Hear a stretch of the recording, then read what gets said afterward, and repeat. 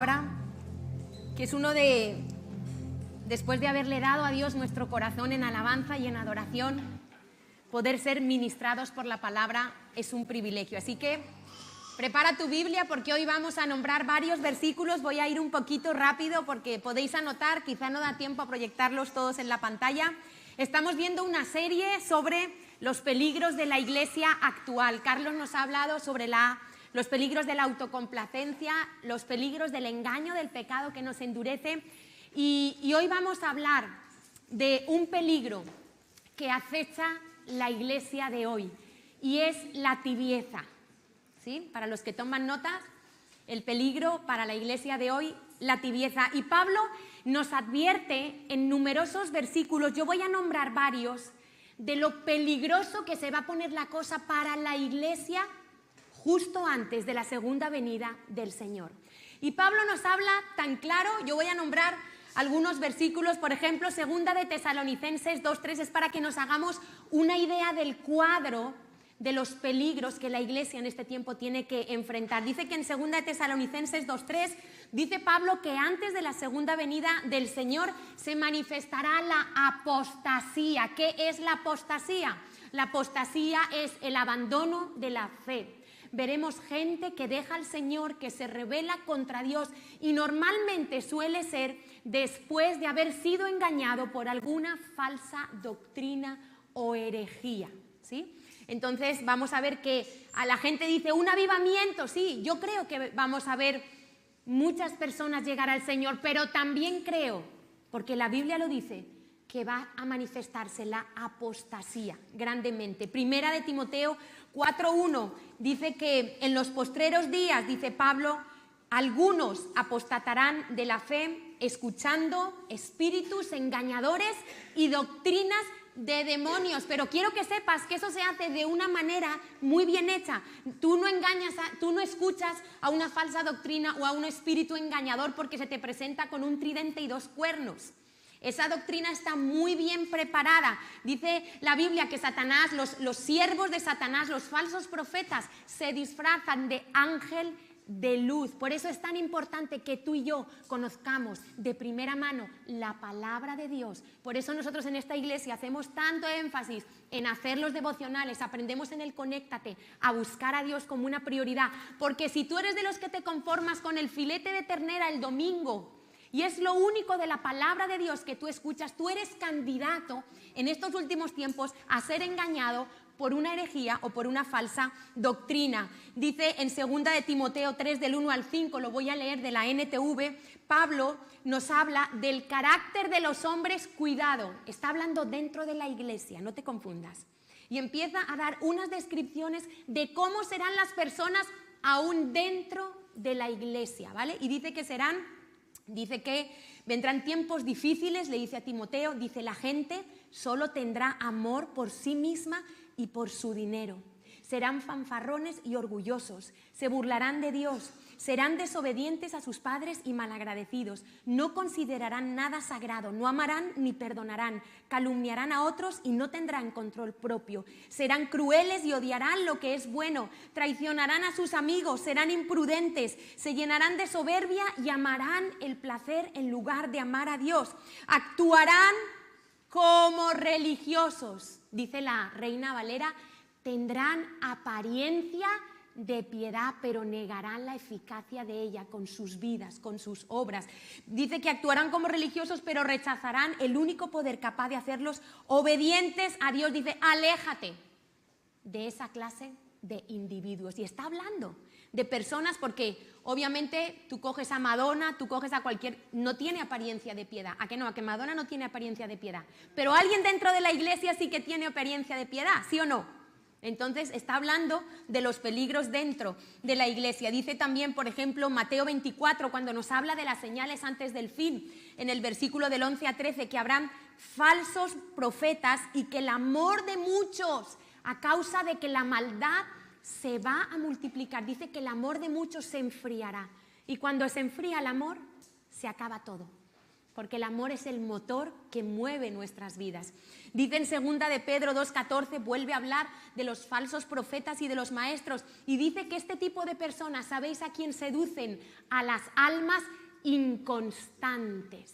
Si tú eres una persona que hoy sí, mañana no, hoy hago el devocional, mañana no lo hago, hoy diezmo, mañana no diezmo, hoy voy a la iglesia, mañana no voy, eres una persona inconstante, y dice que esas personas son seducidas fácilmente. 2 de Timoteo 4:3 nos dice que no soportarán la sana doctrina. La gente no querrá, la gente muchas veces busca una iglesia que solo le hable de los beneficios, de todo lo que va a tener en Cristo, de todo lo que Cristo va a hacer por él, y hay gente que no quiere ser confrontada con la sana doctrina, y la sana doctrina implica que tú vas a tener que ser confrontado con el pecado de tu vida. Y muchos no quieren eso, y dice que se amontonarán maestros conforme a las concupiscencias, conforme a los deseos pecaminosos. Por eso hay iglesias, por ejemplo, donde se habla todo el tiempo de la prosperidad. Se amontonan personas cuya concupiscencia es la avaricia, es el amor al dinero. Se hacen iglesias de homosexuales, donde se juntan personas con una inclinación al pecado de la homosexualidad, y entonces hacen una iglesia, y como todos piensan igual, conforme a su concupiscencia, se levanta una iglesia así.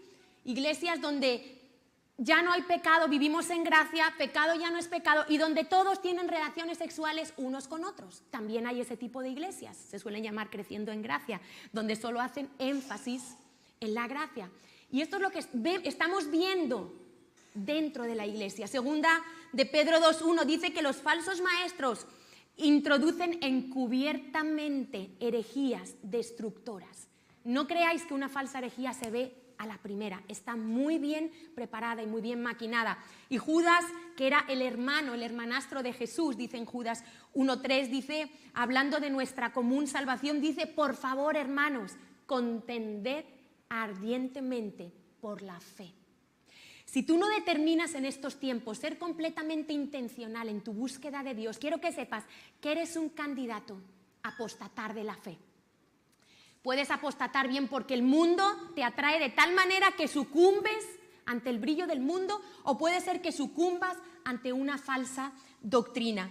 Y nosotros tenemos que determinar ser firmes. Y a mí me encanta el rey David. El rey David, él decía en el Salmo 27:4, una cosa, él se concentró en una cosa, dice, una cosa he demandado a Yahweh, esta buscaré, que esté yo en la casa de Yahweh todos los días. David amaba la presencia de Dios. David sabía que la seguridad de su vida no estaba en sus circunstancias exteriores, estaba en buscar a Dios cada día. Dice, yo quiero estar en tu presencia, Señor, para contemplar tu hermosura, para inquirir, para hacerte preguntas, para estar contigo en tu templo. María, me encanta el corazón de María. En Lucas 10:41, cuando Marta, su hermana, está sirviendo y se enfada con su hermana y le dice, Jesús, dile algo a mi hermana, regáñala, mira, yo aquí haciendo todo, y mira esta sinvergüenza ahí sentada. Y entonces el Señor le dice, ¿cuántas veces oigo yo eso? Que el Señor me lo dice a mí, Natalia, Natalia, afanada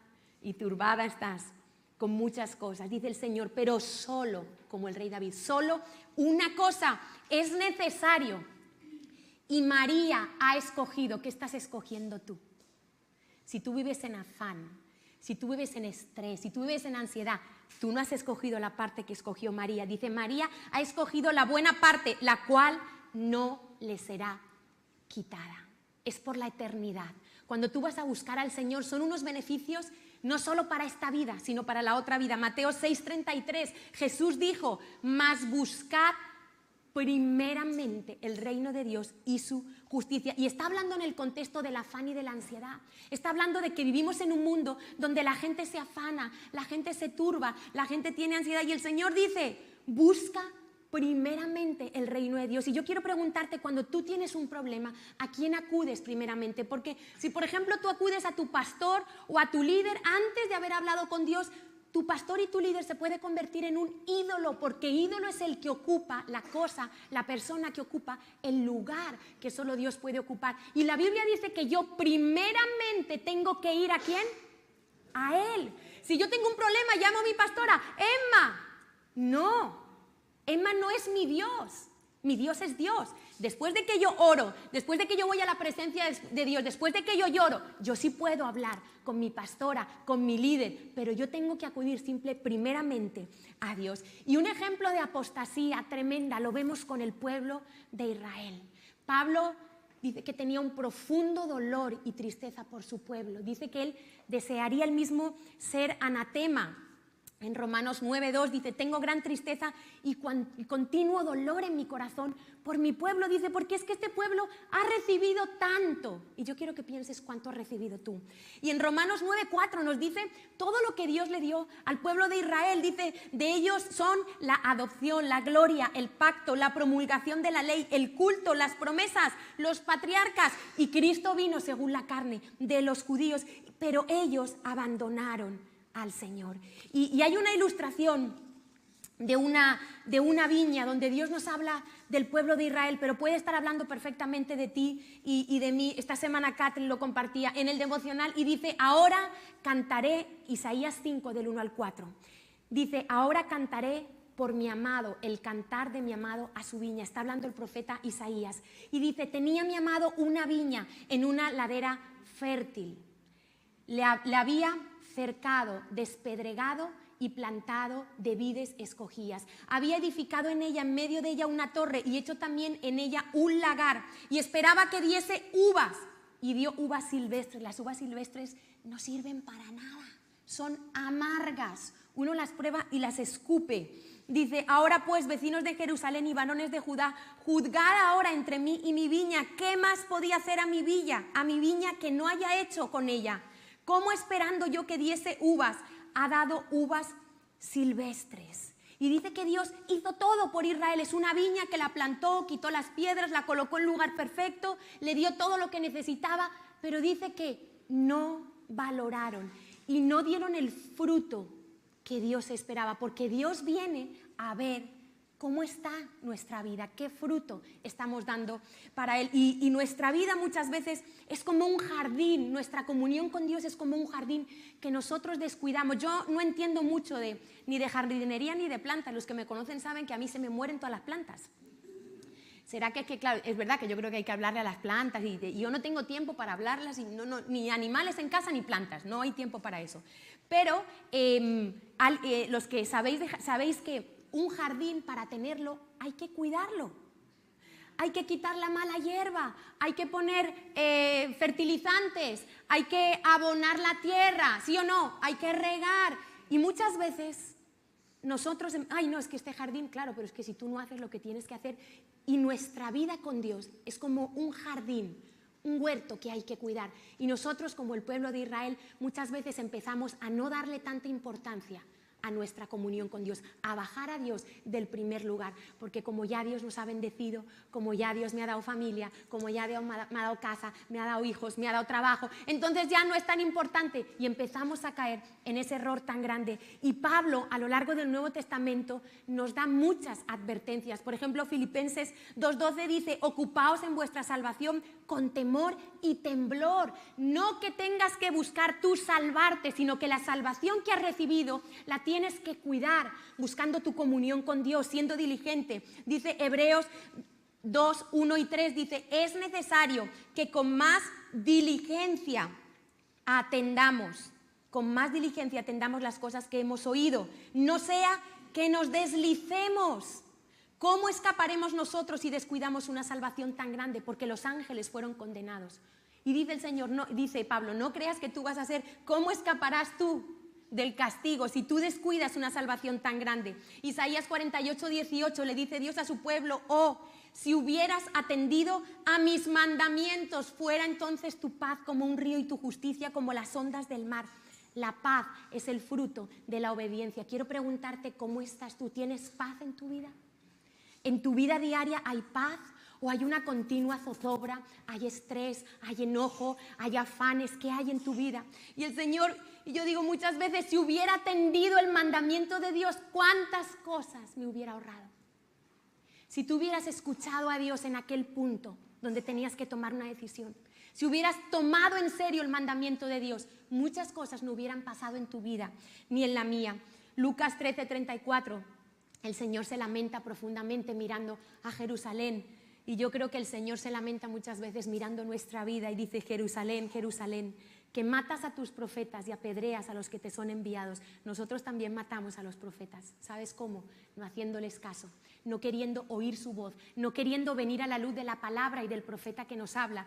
Y dice: apedreas a los que te son enviados. ¿Cuántas veces quise juntar a tus hijos como la gallina a sus polluelos debajo de sus alas y no quisiste? ¿Cuántas veces el Señor nos quiere recoger en su casa, nos quiere cuidar, nos quiere librar de tantas cosas, nos quiere juntar? Porque cuando estamos juntos hay fortaleza, cuando estamos juntos Dios derrama algo especial, y muchas veces nosotros despreciamos lo que Dios nos quiere dar, como hizo Jerusalén.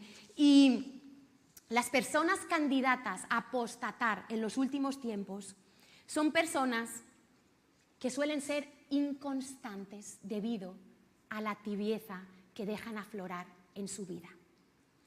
Te estoy explicando. En los últimos tiempos va a ser un tiempo donde que los cristianos que no se definan y no determinen ser radicales para buscar a Dios serán fácilmente dañados o bien por el mundo o bien por las falsas doctrinas. Entonces, ¿quiénes son los candidatos a apostatar? Los tibios. ¿Qué es una persona tibia? Vamos a ver algunas características. Yo de mi propia cosecha he sacado algunas características de la persona que denominamos tibia. Qué cosa tan horrible lo tibio, ¿no? Ni frío ni caliente. Una persona tibia es lo que se suele decir en España: ni chicha ni limoná. Ahí no hay nada, no sabes ni para dónde, ¿esto qué es? ¿No? Ni chicha ni limoná, ni frío ni caliente. Son personas neutrales, apáticas, pasivas frente a la palabra de Dios, indiferentes, sin compromiso, no consagrados, inconstantes, apagados, sin entusiasmo. Todo les deja de importar. Son esas personas que tienen un pie en la iglesia y otra en el mundo. Son esas personas que en el mundo pasan por mundanos y en la iglesia pasan por cristianos. ¿Sabéis de qué os hablo, no? Esas personas que son camaleónicas, que vienen a la iglesia y ese día se visten bonito, cambian hasta su lenguaje. Pero luego, si los pudiéramos ver por un agujerito, en su día a día, veríamos a lo mejor a un hombre desnudando a una mujer, mirándola con los ojos, diciendo palabras soeces, maltratando a su mujer, o una mujer gritando todo el día. O sea, veríamos dos vidas completamente diferentes. Y eso es la persona tibia. Pasa por mundano en el mundo y pasa por cristiano en la iglesia. Es una persona negligente. Josué le dijo a su pueblo cuando ya habían repartido la tierra, y resulta que Josué se da cuenta que había varias tribus que no le habían dado la tierra, y él pensaba que ya se había hecho toda la repartición. Y entonces Josué le dice al pueblo: ¿hasta cuándo seréis negligentes para venir a poseer la tierra que os ha dado Yahweh, el Dios de vuestros padres? La negligencia es no hacer lo que hay que hacer, dejarlo pasar. La indiferencia es cuando a ti no te importa nada. Es como si te pellizcan y no sientes nada. Eso tiene que ser solo con el ego. Solamente con el ego tiene que pasar eso. Yo no sé si a ti te es indiferente lo que pasa alrededor de este país. Yo no sé si tú, cuando pones las noticias cada día, piensas que no va contigo, o te afecta cuando tú ves que una nación está sufriendo, cuando tú ves que cosas están pasando, porque te debería de afectar. Si a ti no te importa nada lo que está pasando en España, que es el país donde vives, o en tu país, pero en este lugar, en España, que es donde puedes hacer algo, es un síntoma de que la tibieza está alcanzando tu corazón. Y nosotros tenemos mucho que hacer en este país. Cuando tú crees que no va contigo, has sido engañado, porque la esperanza de España no es la política, ni la psicología, ni la psiquiatría. Es el Evangelio, pero para eso tú y yo nos lo tenemos que creer y tenemos que estar dispuestos a hacer algo. Cuando Elías se presentó ante los profetas de Baal, Elías estaba que le daba algo con el pueblo, y entonces él le dice: pero ¿hasta cuándo claudicaréis entre dos pensamientos? Si Dios es Dios, servidle, y si Baal es Baal, sírvele a Baal. Por eso Dios prefiere o los fríos o los calientes, pero no los tibios. Los que parece que nada va con ellos, esos son los tibios. Y cuando te alejas de Jesús, cuando empiezas a ser tibio, cuando vas por inercia, cuando tu vida espiritual se vuelve una rutina, siempre lo mismo, no tienes esa pasión de hacer cosas para Dios, de empezar nuevas cosas, ahí cometes el riesgo porque te vuelves débil y entonces eres fácilmente cautivado por falsas doctrinas, por el pecado sexual. Dejas de tener dominio propio. ¿Por qué? Porque te has alejado de la fuente, te has alejado del que tiene el poder para guardarte sin mancha y sin caída hasta su venida. Pero eso sucede de una manera poquito a poquito. Y esas personas contagian a otras. Y a mí me preocupa que nosotros podamos creer que una vida cristiana normal es una vida cristiana que combina el pecado y la santidad. Y por eso en el Conéctate nosotros hacemos énfasis y es tan importante que tú te tomes en serio el Conéctate. ¿Por qué? Porque ahí tú estás recibiendo las claves de cómo tiene que ser una vida cristiana normal. Pero si una persona viene a la iglesia y habla con el de al lado y resulta que el de al lado está robando a su jefe, está viviendo en fornicación, está lo que sea, y le parece normal, dice, bueno, o sea que uno puede venir a la iglesia, puede seguir viviendo. No, no es normal. No podemos normalizar el pecado en la iglesia, pero nosotros confrontamos con el pecado no para acusar, no para que tú te sientas mal, para que te sientas mal para arrepentimiento, para que sepas que Dios tiene el perdón de tu vida, tiene lo que tú necesitas, pero tú tienes que ser confrontado con el pecado. Y cuando nosotros vamos a Apocalipsis 3, y nos vamos a quedar ahí, Apocalipsis 3, versículo 14 al 22, el Señor a través de Juan está dando unos mensajes muy específicos que representan las iglesias de los últimos tiempos. Y la iglesia de la Odisea es la peor parada.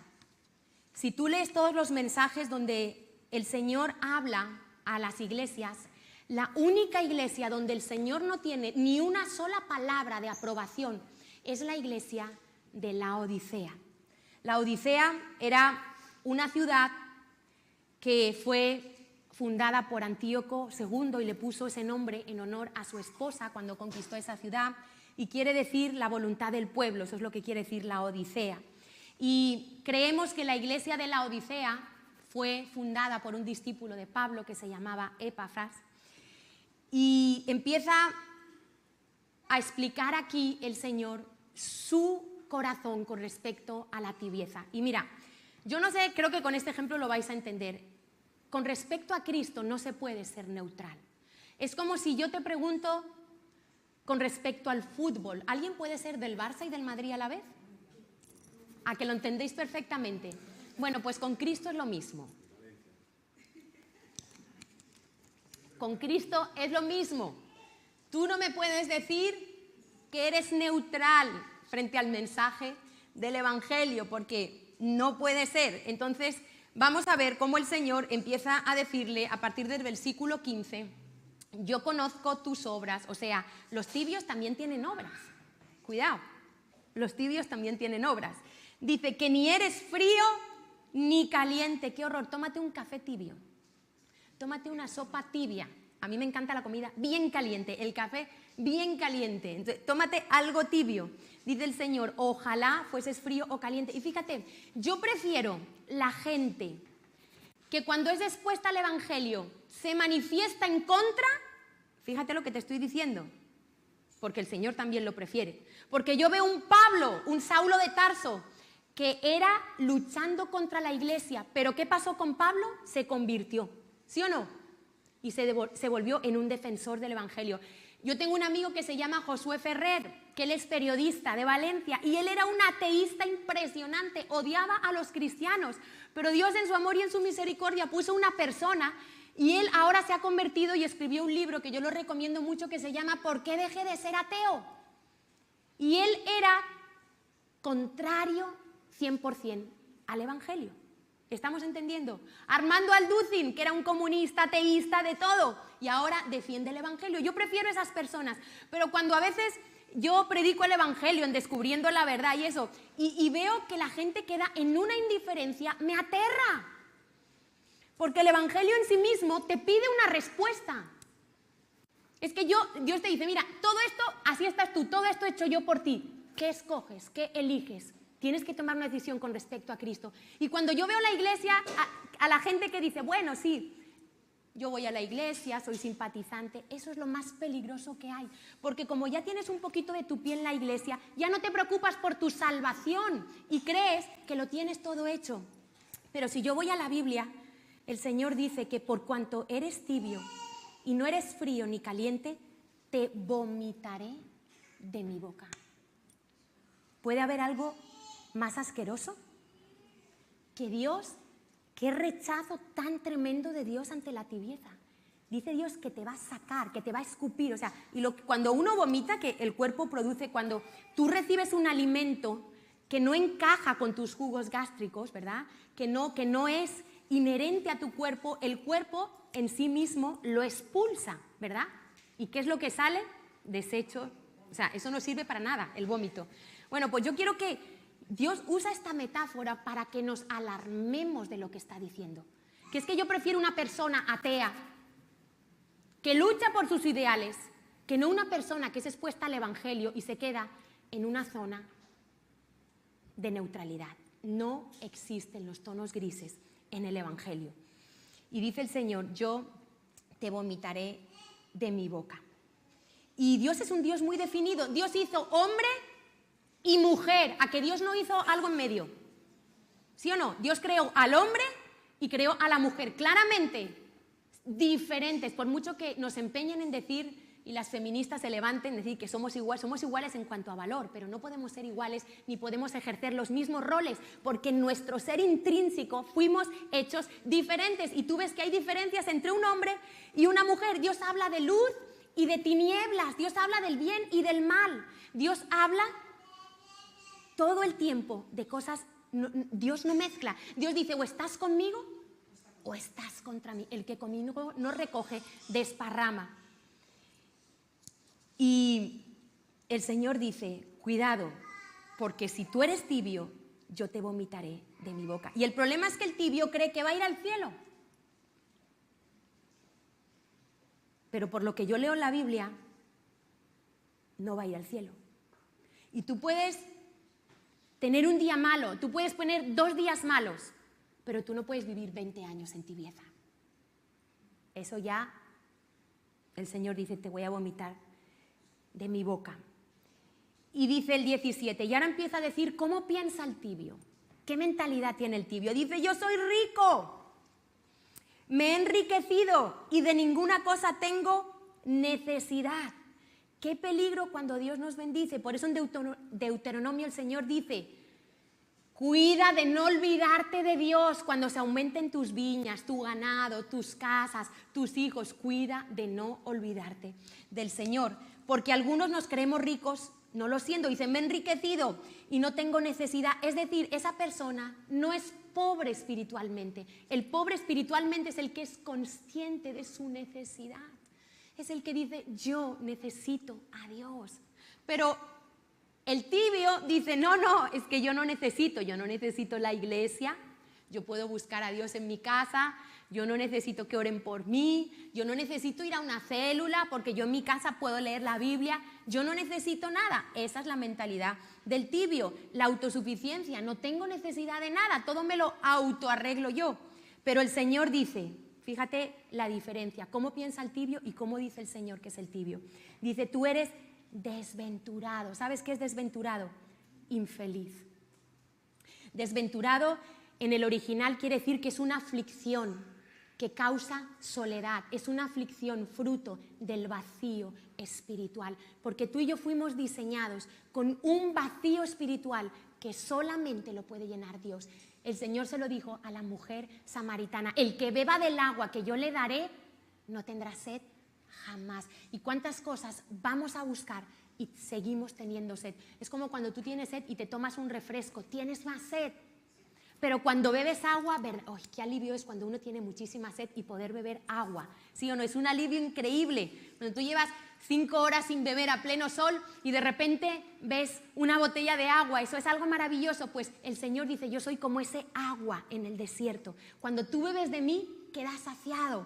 Pero cuando tú empiezas a tomar refrescos con azúcar, con gas, eso no te sacia. Y eso es muchas veces lo que nosotros hacemos. Vamos a buscar en otras fuentes.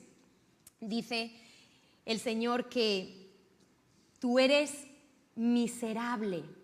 O sea, esto es como el otro lo ve y esto es como Dios lo está viendo. Dice, tú eres miserable, digno de lástima. Alguien miserable es digno de lástima. Y muchas veces así es la vida de la gente, los famosos. Muchas veces tú los ves el día que van a hacer una presentación y salen perfectos, sale todo. Pero en realidad, si pudiéramos ver el día a día de sus vidas, muchos son miserables. ¿Por qué? Porque teniendo fama, éxito y dinero, muchos optan por el suicidio, muchos optan por el divorcio, muchos optan por estar enganchados al juego, a la droga. ¿Por qué? Porque en verdad son miserables. Dice que es ciego, que la persona tibia es ciega, no tiene capacidad para ver y entender el mundo espiritual. Vive solo a nivel del alma, de sus 5 sentidos. Solo cree lo que puede ver, lo que puede tocar, lo que puede experimentar.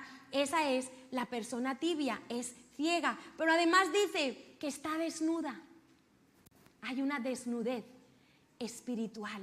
¿Os acordáis cuando Adán y Eva pecaron? Ellos estaban desnudos antes de pecar. Y no había ningún problema con eso. Pero desde el momento que pecaron, se desconectaron de Dios, murieron espiritualmente y vieron las cosas de otra manera diferente. Y se dieron cuenta de que estaban desnudos. Por eso cuando tú pones en una misma bañera a un niño de 2 y 3 años, un niño y una niña, no hay ningún problema. Pero cuando tú pones en una bañera a un niño de 7 años y una niña de 7 años o de 8 años, ya la cosa cambia. Ya ellos se tapan. ¿Por qué? Porque ya pasó ese estado de inocencia, ¿verdad? Que lo vemos, es un ejemplo. Entonces, el hombre espiritual es el hombre que vive como en ese estado de pureza y que es capaz de mirar a una mujer y no desnudarla. Ese es el hombre espiritual, que vuelve a esa inocencia innata. Y el Señor nos da 4 consejos. Si tú identificas hoy que tu vida espiritual ha caído en la tibieza, que has perdido la pasión por Dios, que te da todo igual, que eres indiferente, que estás aquí como podrías estar en el campo, que a lo mejor has venido porque tu mujer te ha dicho vamos a la iglesia, o porque tus hijos te han dicho vamos a la iglesia, ¿vale? Por lo que sea, o porque no tienes nada mejor que hacer, pero a lo mejor no estás con la motivación correcta, o has venido para que tu líder no te regañe, para que no te digan, oye, ¿qué te pasó el domingo? Que no es regañarte, es ayudarte. Y a lo mejor tú dices, bueno, será que yo he caído en la tibieza. Pues el Señor nos da 4 puntos que ejemplifican claramente su plan de redención. Redención quiere decir comprar de nuevo, quiere decir pagar el precio de un esclavo. Eso es lo que quiere decir redención. Y lo primero que el Señor nos dice para salir de la tibieza es compra. Yo te aconsejo, versículo 18, que de mí compres oro refinado en fuego. Si me acompañas a Isaías 55, por si alguno está pensando que hay que tener dinero para comprar esto, Isaías 55 del 1 al 2 dice, a todos los sedientos, es decir, a todos los que son conscientes de su sed, venid a las aguas, y los que no tienen dinero, venid, comprad y comed, venid, comprad sin dinero y sin precio, vino y leche. ¿Por qué gastáis el dinero en lo que no es pan y vuestro trabajo en lo que no sacia? Oídme atentamente y comed del bien, y se deleitará vuestra alma con grosura. Está hablando de una compra por gracia. Está hablando de que tú quieras acercarte a Cristo. Eso es comprar sin dinero. No se está refiriendo del dinero físico. Los que entienden un poco de oro saben que el oro, para que el oro puro es un oro suave, es un oro maleable. El oro, cuando tiene otras aleaciones, tiene otros metales mezclados, se vuelve más duro. Y para purificar el oro lo que hacen es que primero lo vuelven polvo, después le ponen una sustancia que hace que cuando lo pasan por el fuego, el oro que pesa más queda abajo y todas las sustancias, el zinc, el hierro, todas las aleaciones que pueda tener, quedan en la parte de arriba. En realidad, esto pasa con nuestras vidas. Primera de Pedro 1 del 6 al 7 dice, sometida a prueba vuestra fe mucho más preciosa que el oro. Y pasa con nuestro corazón. En las pruebas a veces salen cosas de nuestro corazón que decimos, pero ¿cómo puedo tener esta ira? ¿Cómo puedo tener este orgullo? Y nos asombramos de nosotros mismos. ¿A cuántos le ha pasado? Que en medio de una prueba, de una dificultad, ha dicho, pero qué mala actitud tengo. Y casi empezamos a echarle la culpa a la enfermedad, a mi marido, a mi esposa, al trabajo, al país. Pero en realidad, antes de poner en el fuego el oro, ¿estaban o no estaban las impurezas? La diferencia es que no se veían, ¿verdad? Esas impurezas están en nuestro corazón y quiero que sepas que Dios las ve todas. Hay pecado de nosotros que no vemos, por eso el rey David oraba por el pecado que le era oculto. La diferencia es que Dios te pasa por pruebas para que puedas salir a la luz esas impurezas y tú puedas arrepentirte y tú puedas ser lavado. ¿Estamos entendiendo? Las pruebas son necesarias y dice compra oro refinado en fuego. Tiene que ver con un corazón transformado por su palabra, porque la fe viene por el oír, que tú anheles venir. En ese versículo de Isaías que hemos venido, 3 veces dice venid, venid a las aguas, venid y comprad sin dinero. Eres tú el que tiene que ir. Y dice Dios, tú necesitas oro refinado en fuego, necesitas una vida de fe. Necesitas ser pasado por las pruebas, no te resistas a las pruebas. La segunda cosa que Dios dice que tú y yo tenemos que comprar, repito, no lo compramos con dinero, son vestiduras blancas, porque dice que nosotros estamos desnudos y yo quiero que tú te imagines cuando Dios dice que Él nos tiene que vestir de su justicia. Esto sería, imagínate que esto fuera hasta los pies, ¿sí? Completamente hasta los pies que me cubre.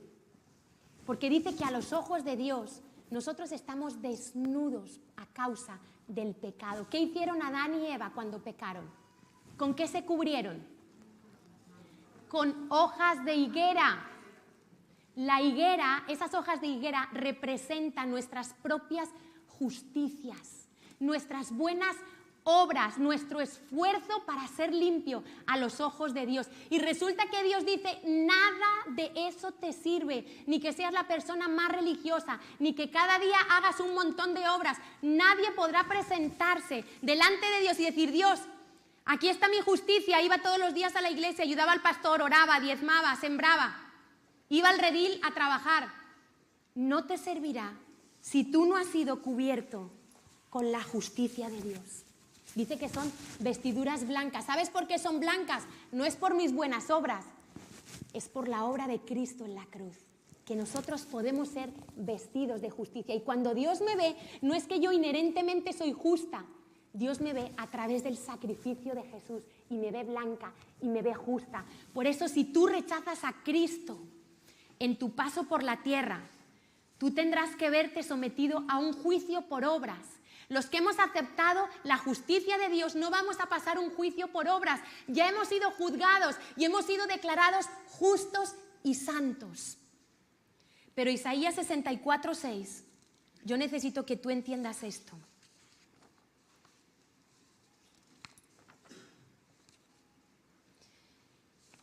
Isaías 64:6, el profeta Isaías, lo voy a buscar porque creí que lo tenía aquí y no lo tengo.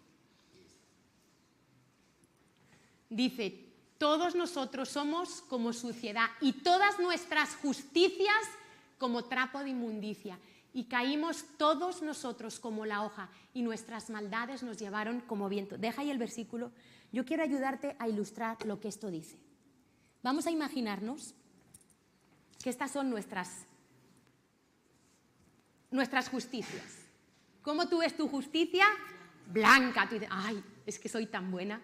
Hoy he orado 2 horas.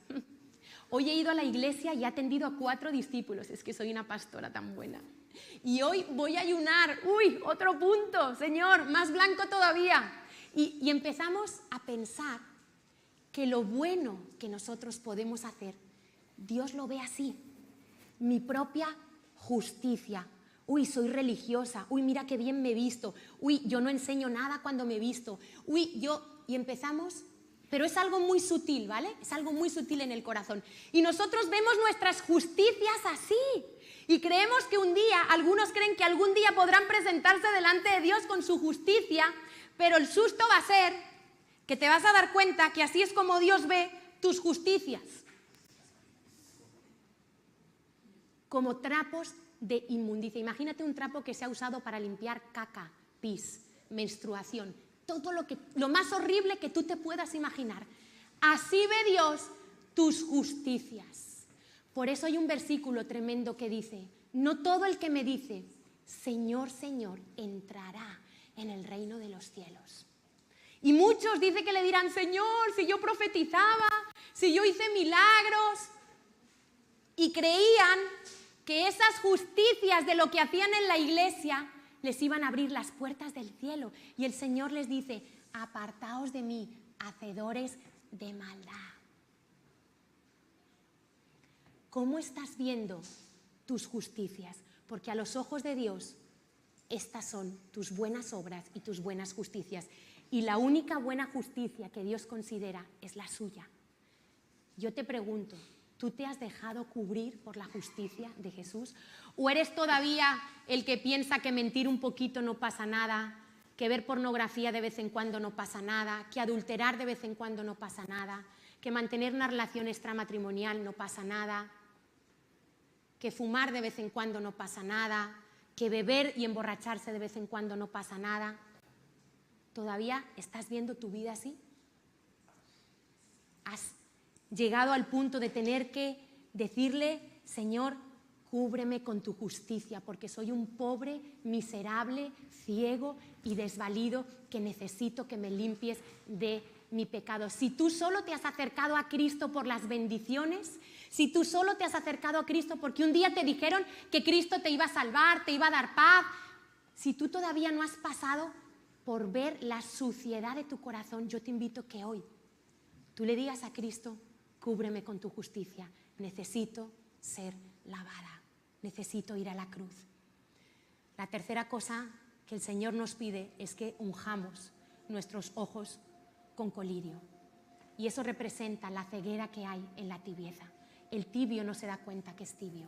El tibio, cuando su pastor o su líder lo quiere animar a ir un paso más allá: mira, ¿por qué no haces un ayuno? Mira, ¿por qué no te comprometes con el Señor en esto? ¿Por qué no vienes a los devocionales? ¿Por qué no vienes a las vigilias? Cuando el tibio no lo ve y empieza a razonar y empieza a cuestionar, pero el Señor dice: necesitas ungir tus ojos con colirio para que veas mis verdades espirituales, porque estás ciego frente a lo espiritual, estás ciego frente a la eternidad, frente al castigo eterno, frente a la gracia de Jesús. Deja que Jesús hoy abra tus ojos a una dimensión mayor que la dimensión física. Y la cuarta cosa que el Señor dice: sé pues celoso. Otra versión dice diligente y arrepiéntete.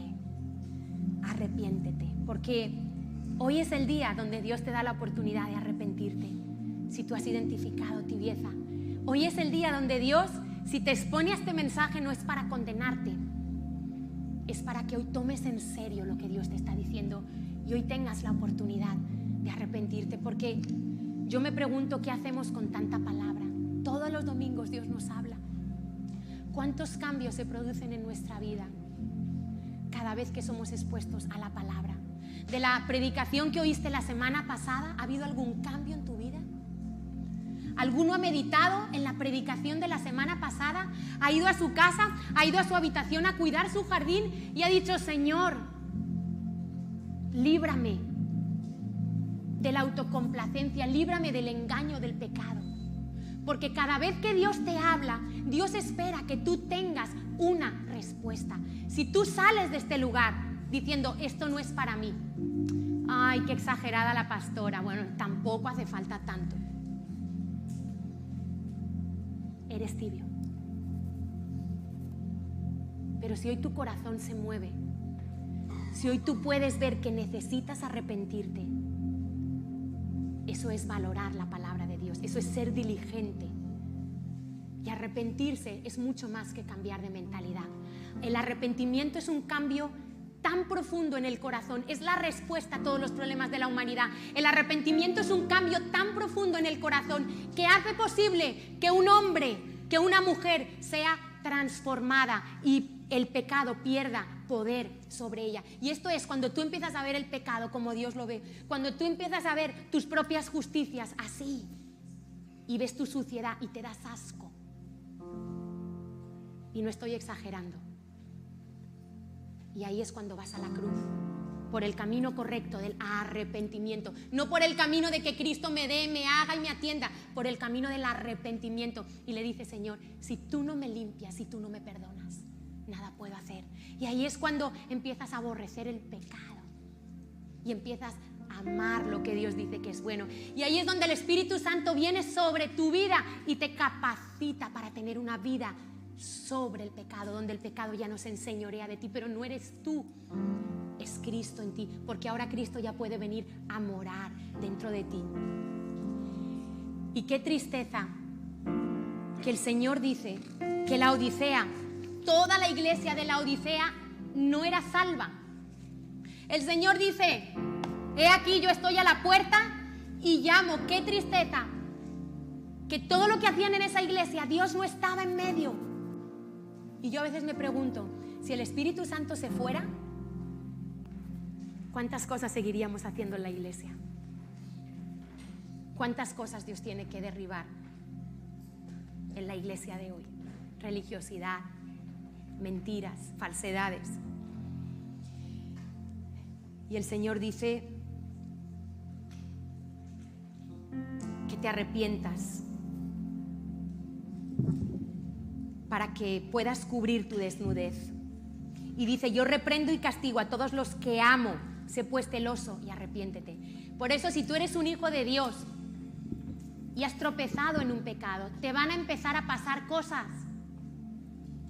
Porque Dios al hijo que ama disciplina. Si a mí me viene el vecino y me dice: oiga, su hijo está rompiendo todos los cristales del vecindario, como es mi hijo, yo voy a tomar cartas en el asunto, ¿sí o no? Yo voy a pagar los cristales rotos, pero yo voy a disciplinar a mi hijo y le voy a dar vara, ¿sí o no?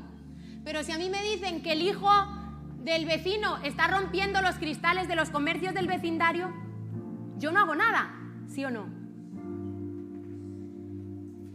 Luego, ¿has experimentado la disciplina de Dios cuando te has desviado? ¿O te has desviado y te va súper bien? Si tú te has desviado del camino y te va súper bien, a lo mejor no eres un hijo de Dios. Cuando yo me desvío, Dios me disciplina, Dios me quebranta, porque soy su hija. Y ahí es donde dice: he aquí, yo estoy a la puerta y llamo. Si alguno oye, tú estás oyendo hoy. El Señor estaba fuera de la iglesia de la Odisea. El Señor todo lo que hacían no era para Dios. Qué tristeza que el Señor tenía que decir: dejadme entrar a mi iglesia. Si Cristo no está en tu corazón, hoy puedes decirle: Cristo, yo necesito ser lavada, necesito ser limpiada, para que tú puedas venir a morar en mi corazón. Porque antes de que Cristo venga está el arrepentimiento. No es que Cristo viene y todo es maravilloso, no. Primero yo me arrepiento, yo voy a la cruz. Venid a mí, miradme a mí, y ahí es donde Cristo puede obrar en nuestro corazón. Y Jesús dijo: mis ovejas oyen mi voz. Por eso dice: si alguno oye. Y el Señor dice: yo quiero tener comunión contigo, yo quiero tener intimidad contigo, yo quiero cenar contigo. Y al que venciere, ¿cómo se vence? La fe que vence el mundo. Es nuestra fe la que nos va a dar la victoria frente a este mundo. Dice: yo le daré que se siente conmigo en mi trono, así como yo he vencido y me he sentado con mi Padre. El que tiene oído, oiga. Oiga lo que el Espíritu dice a las iglesias. ¿Cómo me gustaría que como iglesia hoy oyéramos el llamado al arrepentimiento que Dios nos está haciendo? El llamado a volvernos no externamente. Dios no está buscando lo externo. Dios está buscando corazones que se rindan, apasionados. Corazones que digan: me voy a comprometer con Dios para hacer algo más que mi propia vida, para dejar de vivir solo para mí. Me voy a comprometer, voy a ir a evangelizar, voy a venir a orar, quiero ayudar a otros, quiero discipular a otros. Esa es una persona apasionada por Dios. Le da a Dios lo que tiene. Y yo quiero invitarte hoy que oremos juntos y le digamos: Espíritu de Dios, hoy queremos reconocer que por mucho tiempo, Señor, hemos estado creyendo que éramos ricos y que no necesitábamos nada. Tú nos has visto como desventurados, miserables, ciegos, desnudos. Y hoy quiero, Señor, reconocer mi pecado delante de ti, mi tibieza. Señor, me he quedado en una zona neutral y he pensado que podía vivir así. Me he sentido bien cuando he estado con gente del mundo, en conversaciones del mundo, y me he adaptado perfectamente. No me he sentido raro. Señor, y eso es porque en mí hay tibieza. Y he venido a la iglesia y he sabido aparentar y he sabido levantar mis manos, pero mi corazón estaba lejos de ti. Señor, perdóname. Yo no quiero estar más ciego. Yo quiero comprar hoy de ti oro refinado. Yo quiero poner mi fe en Cristo. Yo quiero entregarte mi vida, Señor. Yo quiero pedirte que hoy me vistas de vestiduras blancas, que hoy limpies mi maldad, que hoy limpies mi suciedad y mis propias justicias con las que he creído que un día me presentaría delante de ti. Yo necesito ser revestido de tu justicia. Quiero quitarme las hojas de higuera, Señor, las hojas de religiosidad, de esfuerzo propio. Y hoy quiero pedirte que me revistas de tu justicia, Señor, que me limpies, que unjas mis ojos con colirio, que quites la ceguera espiritual que hay en mí, Señor, que hoy me laves. Hoy no quiero ser negligente, quiero ser diligente. Quiero tomar en serio tu palabra, porque me estás avisando, Señor, los tiempos que vienen. Me estás avisando que un día me presentaré delante de ti, Señor, a rendir cuentas. Y hoy me das la oportunidad de arrepentirme, Señor. Y hoy me arrepiento. Y hoy, Cristo, ven a mi vida. Sé mi Rey, sé mi Señor. Dirige mi vida, controla mi vida. Haz lo que tú quieras hacer, Señor. Te necesito. Lávame, Señor. Quiero volverme apasionada por ti. No quiero ser fría ni caliente. No quiero ser tibia, Señor. Quiero ser caliente para ti. Apasionarme por tu palabra, por tu obra. Buscar primeramente el reino de Dios y su justicia. Hoy ante tu altar un compromiso de vivir en santidad. Hacemos hoy